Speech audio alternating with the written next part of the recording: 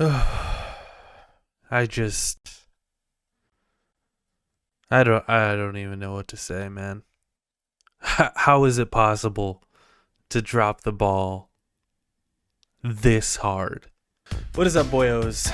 Let me just start this off by saying normally I do this in my car. That's the idea of these reviews. I get out of the theater and I go in to my car and I record a review, off the cuff review. The problem with that is I normally record it on my phone, and my phone was super dead, and I didn't feel like sitting there waiting for it to charge enough for me to take a video with it.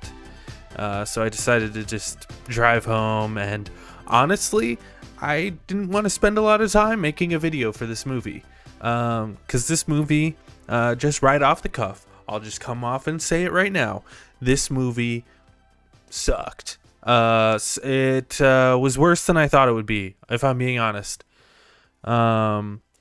First off, let me start by saying I went and saw the movie Morbius. Roll the trailer. Dr. Michael Morbius, you've been missing for 2 months. When you're a stranger, Then you were found on a container ship that washed up off of Long Island. faces look ugly. When you're alone,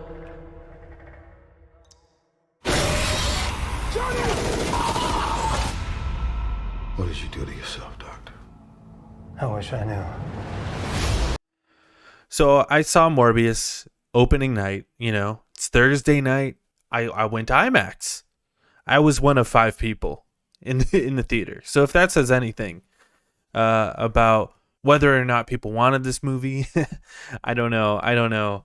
I'm upset I paid a premium for IMAX for this movie because, first of all, this movie is an hour 45.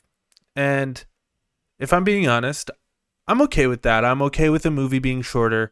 I really liked it for Venom 2 because I think if Venom 2 was longer, I would have disliked that movie. Because it was shorter, it was just sort of like a fun romp. That was not the case with this movie. What happened with this movie, what ended up happening with this movie was I ended up just not caring about a single character. The entire movie felt like clips of a movie that were put together. This movie, I think, was supposed to come out 2 years ago. And it's almost like over the course of 2 years, they realized they had a horrible movie.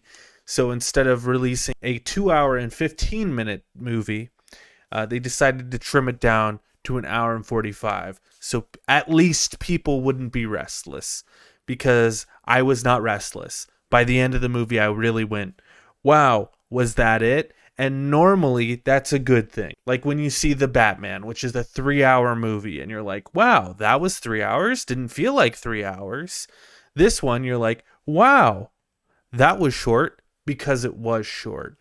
And everything felt clipped down, really rushed. I didn't care about the characters at all. Jared Leto plays Michael Morbius, who has a blood disorder, so he has to have like blood transfusions all the time. So he tries to come up with some sort of cure, which ends up just like turning him into a vampire. And he has this friend who's played by like one of the Doctor Who guys, and it flashes back, right? It flashes back to when they're children. And that's the only character development we have for these characters. It's just seeing them as children. Then it flashes forward. Now these guys are both 40 years old. We don't know really anything that happened between the time that they were 10 years old and 40 years old. It's we just have to take their word for it. Michael Morbius is not particularly likable in this movie. I'll go as far as to say that is not even Jared Leto's fault. I don't particularly like Jared Leto as an actor. He's not exactly my favorite guy.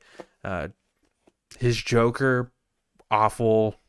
He seems like a real asshole. Now, how about the gifts you gave everyone? Yeah. Rats, bullets, a hog. Where did that come from? Don't forget the anal beads, Who did you send anal beads to? the used condoms. You did not. Yeah.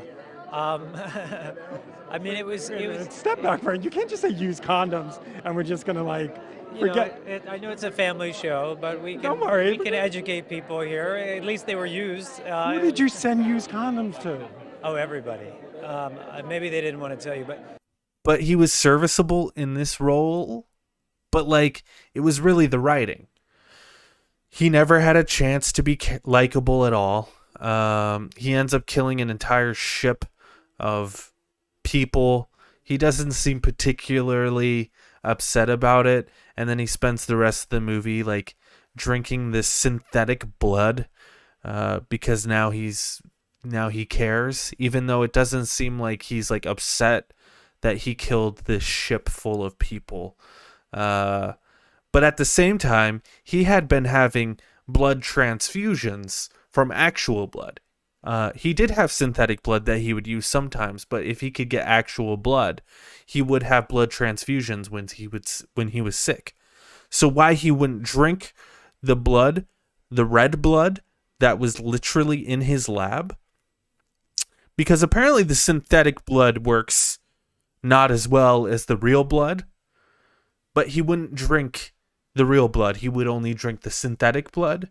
His friend in the movie, we see him earlier in the flashback as well, and him and his friend have the same disease. And his friend just becomes cartoonishly villainous as soon as he hears that there's some sort of antidote, even though it turned Jared Leto's character into a goddamn vampire. They never have a conversation. He just sort of takes it. And then Morbius develops some sort of serum that will kill his friend. And it's spoilers. I'm just going to spoil the movie. Like, sorry. He kills his friend, and he created another one for himself, right? He created another one for himself. He doesn't use it on himself for some reason. He doesn't use it on himself. Oh, I forgot to mention, he has like this doctor friend that helps him out. It's like this lady doctor whose name I completely forget, and it doesn't really matter.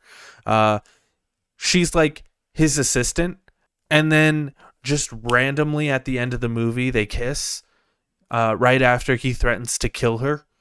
Okay, but the worst offense of this movie is this movie teased a lot of things in the trailer. A poster of Spider-Man in the background, Michael Keaton being in the movie, doing like a "What's up, Doc" sort of joke with Michael Morbius. They really teased Michael Keaton in this movie with the trailers, right? Well, here's the thing with that. He's not even in the movie. He is in the post-credits scene, and it feels like they filmed that scene yesterday. And Michael Keaton just sort of shows up and he's like, hey, guys like us should work together, huh? Also, I don't know how I got into this universe. I'm from the MCU, but I'm just part of your Sony universe now. So that's weird, huh? They let him out of prison because they don't know why he's in prison, because of the stuff that happens in No Way Home. He gets flashed to the Sony universe for some time. And he's like, I got flashed here because of Spider-Man. Which does sort of like leave some questions to be answered. Like, is this Andrew Garfield's universe? It's obviously Venom's universe because there's that little, and it's in the trailer, where Morbius says, I am Venom. Who the hell are you, man? I am Venom. So is Andrew Garfield in this universe? Who knows? Is this leading to the Sinister Six? Who else is going to be in the Sinister Six? So far we know Vulture, Morbius, Venom. Who else? I don't know. I think that's an awful idea. I know they're doing a Craven movie soon, so maybe Craven will be in it. I know they're doing a Madam Web movie soon. Maybe Madam Web will be in the movie. I don't know, man, but like this movie didn't make me care about that at all. And if I had to guess, This movie isn't going to do very well, and no one else is going to care about that either. This movie is not even bad enough for me to laugh at it. It's the worst kind of movie where it's just sort of meh. You know, things just sort of happen, and things happen so fast in this movie. You're just going from point A to point B to point B to point C. You don't care about the characters at all in the process. If I had to give the movie a rating, I'd give it a out of 10. That is my review for Morbius. Can't wait for Morbius 2.